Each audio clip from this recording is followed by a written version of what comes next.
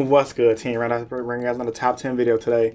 And this week's top 10 video is going to be about the top 10 underground things slash crazy shit that be happening at Yu-Gi-Oh events, because there are a lot of crazy things that go on at these events that I'm pretty sure a lot of you guys do know about, but a lot of you new players probably do not know about. So it's going to be my sole purpose in this video to give you guys just that. Well, without further ado, let's begin.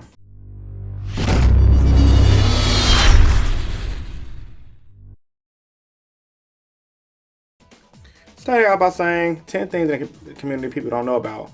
Then I'm going to go straight into the video, give my personal opinion, and tell you about guys the basic things that go on. Number 10, gambling. A lot of gambling goes on at these events. I've seen people shoot dice for money, but mainly you see people do what they call rolling, which is pretty much just shooting dice for cards.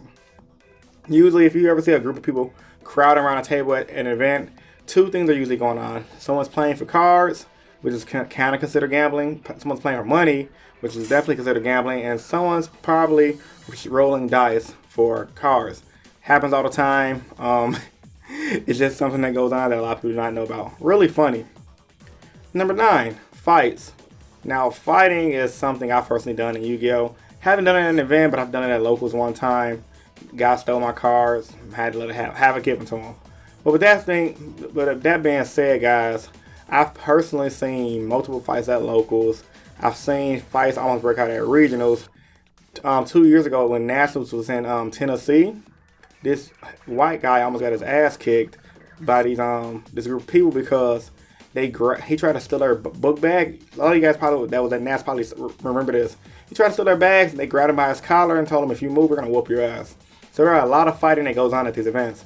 And 4 years ago when I went to Nationals, when it was held in last time it was in I think it was in Ohio, if I remember correctly. This dude slapped the living dog shit out of this guy next to me, all because he bumped him. And I'm just like, damn. Sorry if one of the guys who was involved in that is watching this video, but that shit was fucked up. Like, there's so much like fighting that goes on in this game. It's crazy. I personally know a guy who got banned like 4 years for fighting because some dude threw a dice at him and he just had to give him that work. So fighting happens at these events, guys. Yu-Gi-Oh! Is not as, I guess you would call it, safe as a lot of you guys might think it'd be. So yeah, just be on the lookout. Keep your guard up. Don't trust nobody. Number 8, bribing. Now this is a common thing that's also done in the community. A lot of people do bribe people at the events for wins, which is why a lot of people who say people talk consistently, it takes a lot of skill and etc., which it does. But I personally seen, not really from like the pro level people, they probably do it too, but from like on the lower end people who aren't as great, I've seen people offer people cars and money for buys and rounds that they lost. People even offer me money to scoop to them before. So bribing happens in this community a lot, and it's just something that a lot of people don't know about because until it happens, because it's not rare, because Konami has cracked down on bribing a lot. Pretty much if you get caught bribing, taking a bribe and giving a bribe, you and your opponent's going to get banned and DQ'd for a while. So just be on the lookout for bribing, guys, and don't go into it. Number 7, sexual offerings or sexual favors. Now, this is something from back in the day. I don't think a lot of it happens now.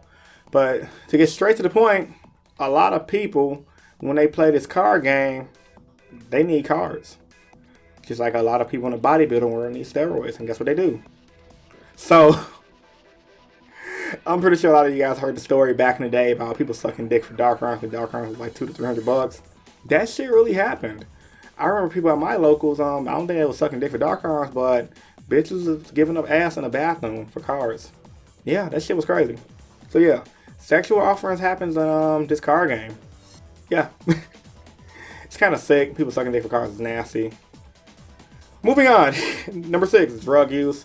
I mentioned this in my video before, but a lot of people don't know about the drug use, so I'm going to bring it up again. People do Xanax, Adderall, weed, high amounts of caffeine. I'm guilty of that. So yeah, there's a lot of drug use in this game, and it's one of the things that just comes with the territory of being a highly competitive gamer or someone who just travels a lot in general.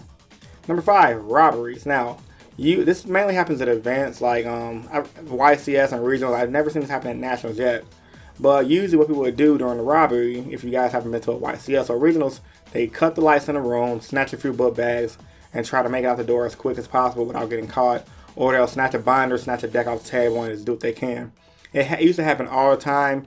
Judges have been cracking down on that with the having police officers in the room at regionals and YCSs. But usually when they don't, that's when shit like that happen. I've seen it happen a few times. Heard people say they got their deck stolen. There were a few stories last year that people held somebody in the bathroom at knife point for their cars. Shit gets real, man. But honestly, you can't be walking around with $30,000 worth of cars and it's about not to get robbed. And people are going to rob you because if you're flashing, it's like flashing a wad of money in your hand. Yeah, people might not intentionally want to rob you, but people get desperate, man. They see that dollar sign, they see there's a ticket to having a stress-free life for the next few months. So, we never look out for getting robbed, guys. This shit is crazy. Like, people might try to rob me, I'm going to fight to the finish, but with that being said, who wants to go through that? Nobody. Number 4, the trade, what I like to call trade girls. Now, the trade girls is people who usually don't play Yu-Gi-Oh!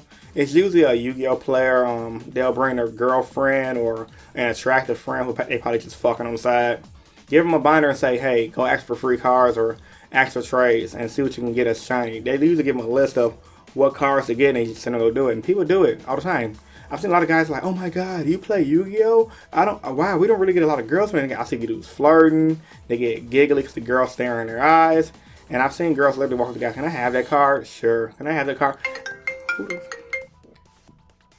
I've seen people do a lot at these events when it comes to trade girls. So just be on the lookout at trade girls, guys. The shit happens all the time. And yeah, don't fall into the trap of giving up your cards to girls because it's just not worth it.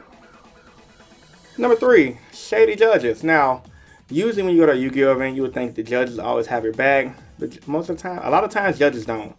There's been a few instances in our game career where I've heard of people say, the judge took my deck to the bag, now I'm missing cards all of a sudden. They swore up and down when they piled up their cards, they had everything, but when the judge took their deck to the bag, they lost cards.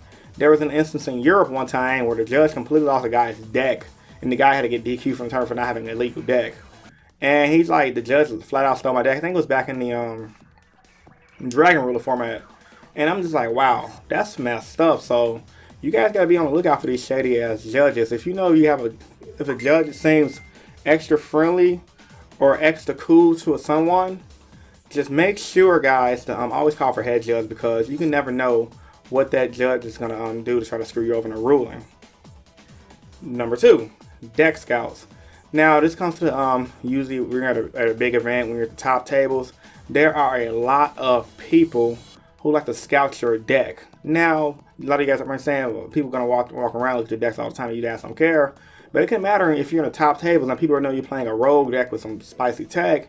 They tell their buddy cheats, pick cards in their deck they're not supposed to, and get a home field advantage if that makes sense. So if you know someone's gonna scout your deck or people are looking at your, I mean, you can't do no control people looking at your game, but after you get your game, when you shuffling your deck, shuffle it from a way that people can see what your deck is. Keep it away from the back, from people who can see behind you. That's why I just recommend just pile shuffling because you don't want nobody to scout your deck to the fullest and then you get screwed over the following round.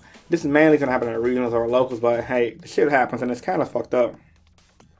And last but not least, the another thing that people that happens at events that a lot of you guys might not know about, it goes underground, is people who run the events. They hire people, or at least I've seen them do it personally. At least in Chicago, they have people who work for the shop scout out people who are selling cards, or even try to buy cards from people on purpose to get you guys banned. So for all you floor vendors out there, watch yourselves.